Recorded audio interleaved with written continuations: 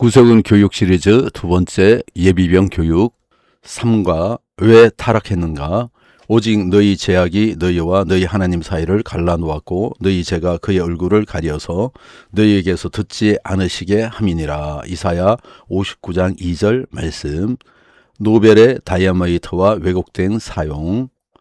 1870년대 스웨덴의 과학자 알프레드 노벨은 폭약의 위험성을 개선하기 위해 다이너마이트를 발명했습니다.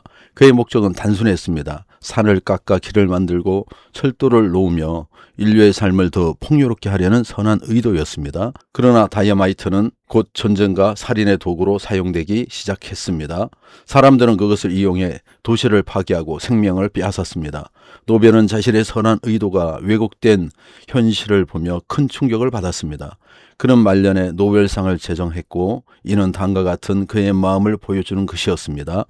내 발명이 가져온 파괴가 아니라 인류의 평화에 기여한 사람으로 기억되고 싶다.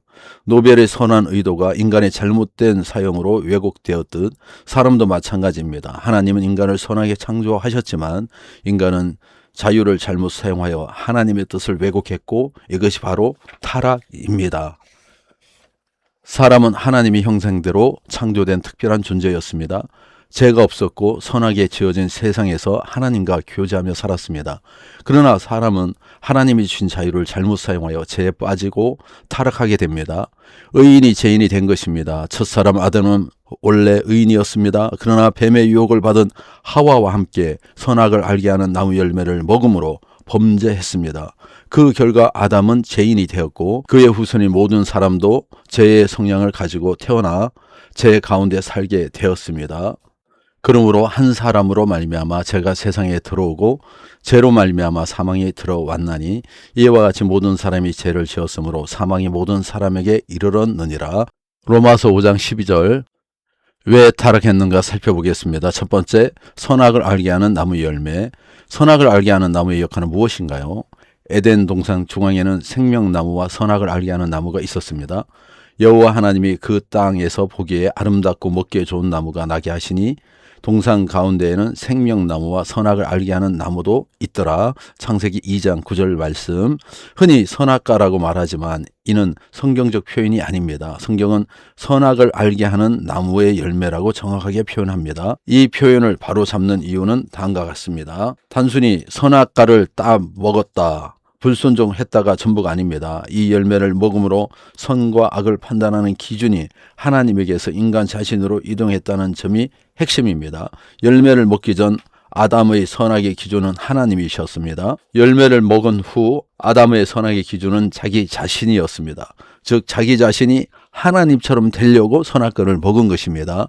그래서 하나님은 말씀하십니다. 여호와 하나님이 이르시되 보라, 이 사람이 선악을 아는 일에 우리 중 하나같이 되었으니 그가 그의 손을 들어 생명나무 열매도 따먹고 영생할까 하노라 하시고. 창세기 3장 22절 말씀. 뱀의 유혹에서 넘어간 하와는 이전에는 관심도 없던 그 나무를 먹음직하고 보암직하고 지혜롭게 할 만큼 탐스럽게 보았습니다. 이처럼 사탄은 보이지 않던 욕망을 보이게 하고 필요 없는 것을 필요한 것처럼 보이게 하여 인간을 유혹합니다.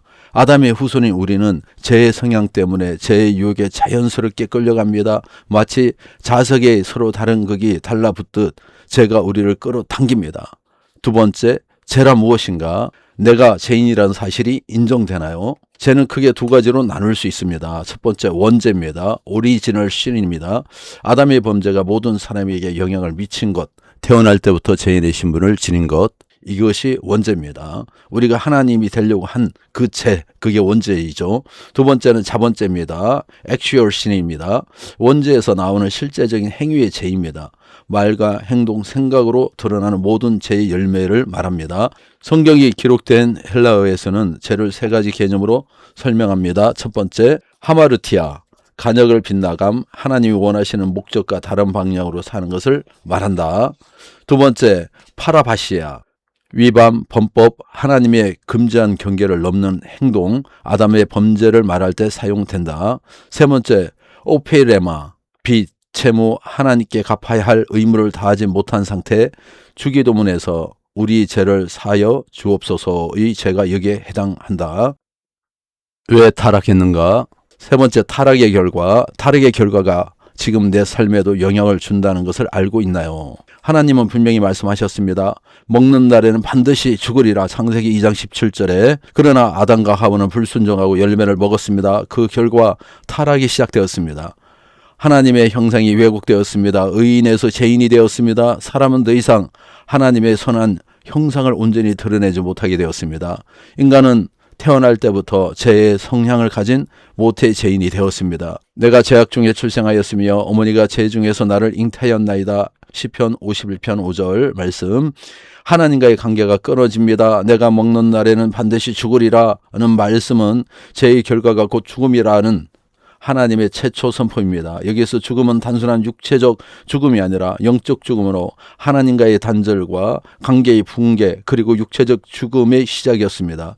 이 단절을 회복하기 위해 결국 예수님이 필요하게 된 것입니다. 자기 기준이 중심이 됨, 하나님을 기준으로 살아가는 아담은 선악을 알게 하는 나무의 열매를 먹은 이후 스스로 선과 악을 판단하려는 기준을 갖게 되었습니다. 이로 인해 인간은 자기 중심적인 이기주의에 빠질 뿐 아니라 하나님 앞에서 자신의 의를 인정받으려 하며 오히려 하나님의 의에 불순종하는 삶을 살게 되었습니다. 하나님의 의를 모르고 자기 의를 세우려고 힘써 하나님의 의에 복종하지 아니하였느니라. 로마서 10장 3절에 말씀합니다. 하나님의 진노의 대상이 되었습니다. 죄로 인해 하나님과 사람 사이에는 큰 간격이 생기게 되었습니다. 그 결과 하나님과의 관계가 끊어졌고 죄인은 하나님의 진노 아래에 놓여 죽음과 형벌의 대상이 되었습니다. 하나님은 사람이 죄인인 상태로 생명나무의 열매를 먹고 영원히 죄 가운데 살게 될 것을 막기 위해 아담과 하와를 에덴 동산에서 내보내셨습니다. 또한 타락의 결과로 여인에게 해산의 고통을, 남자에게는 땀을 흘려야만 먹을 것을 얻는 수고를 형벌로 주셨습니다. 그리고 모든 사람에게 흙으로 돌아가는 육체적 죽음이 찾아오게 되었습니다. 이처럼 사람은 이 세상에서도 장차올 세상에서도 영원한 형벌을 받는 존재가 되었습니다. 그러나 하나님이 사람을 창조하신 본래의 의도는 분명했습니다. 세상을 잘 다스리고 지키는 하나님의 동역자로 사람을 세우신 것입니다. 하지만 불순종으로 인해 인간은 그 의도에서 벗어났고 그 결과 하나님이 주신 복을 잃고 반드시 죽을 수밖에 없는 하나님의 진노의 대상이 되었습니다. 더 나아가 사람은 스스로의 노력으로 자신을 구원할 수 없었습니다. 그렇다면 인간은 영원히 절망할 수밖에 없는 존재일까요? 소망이 전혀 없는 것일까요? 이에 대한 해답은 다음 과에서 계속 다루겠습니다. 묵상하기. 한 사람의 죄가 인류 전체에 영향을 줄 수 있습니다. 선악을 알게 하는 나무의 열매로 인해 인간에게 자기 중심성이 생겼습니다. 인간은 스스로 죄의 유혹을 이길 수 없습니다. 죄는 우리를 하나님의 진노의 대상으로 만듭니다. 질문으로 마음에 새겨보겠습니다. 아담의 범죄가 오늘 나에게 영향을 미친다는 사실을 알고 있나요? 그 죄가 지금도 우리에게 영향을 미치고 있나요? 여러분 자신을 한번 적용해 보시기 바랍니다. 하나님을 피하거나 잊는 순간이 있나요? 그 순간은 어떤 상황인가요? 나는 결정을 내릴 때 하나님의 뜻을 구하나요? 아니면 내 기준으로 판단하나요?